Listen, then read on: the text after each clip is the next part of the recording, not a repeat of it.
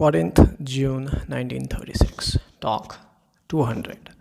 Mr. Cohen desired an explanation of the term blazing light used by Paul Brunton in the last chapter of A Search in Secret India, Maharishi. Since the experience is through the mind only, it appears first as a blaze of light.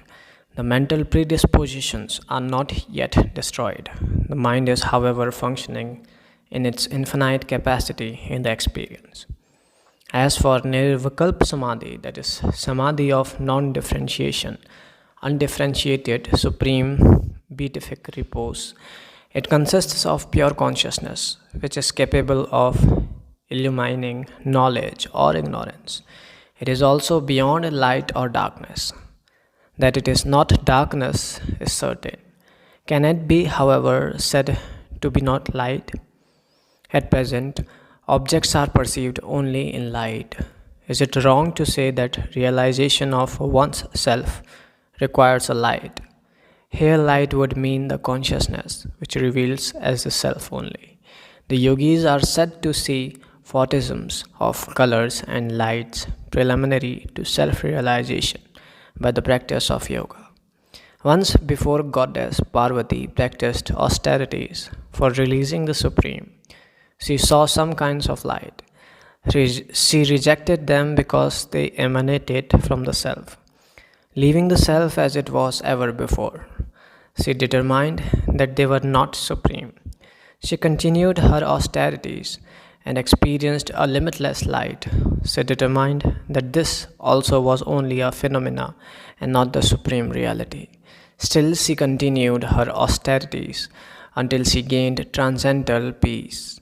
She realized that it was supreme, that the self was the sole reality. The Taittiriya Upanishad says, seek Brahman through penance. Later on, penance is Brahman. Another Upanishad says, itself is penance, which is again made up of wisdom alone. There the sun shines not, nor the moon, nor the stars, nor fire. All these shines forth by its light. Talk 201.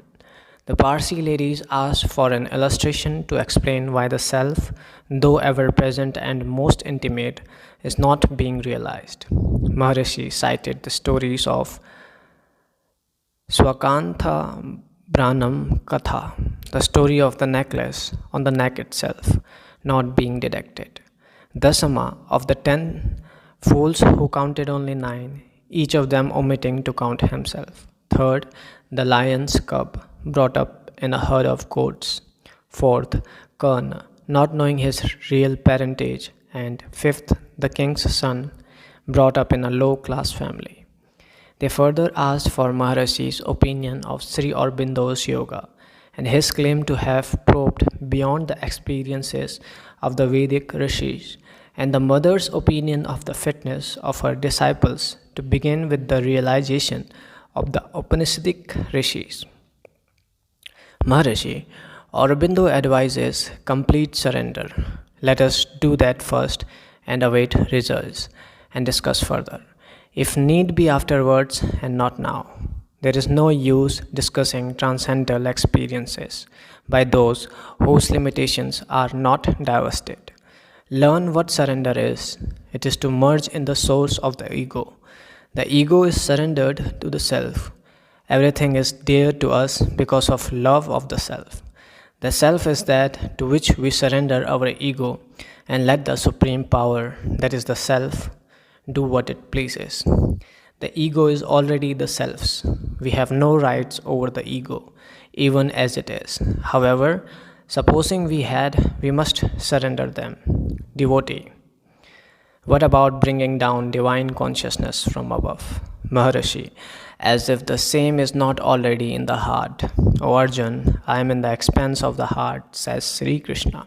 He who is in the sun is also in this man, says a mantra in the Upanishad. The kingdom of God is within, says the Bible.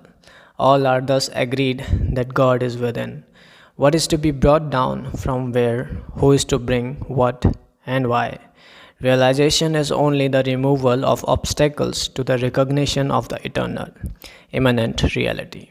Reality is It need not be taken from place to place.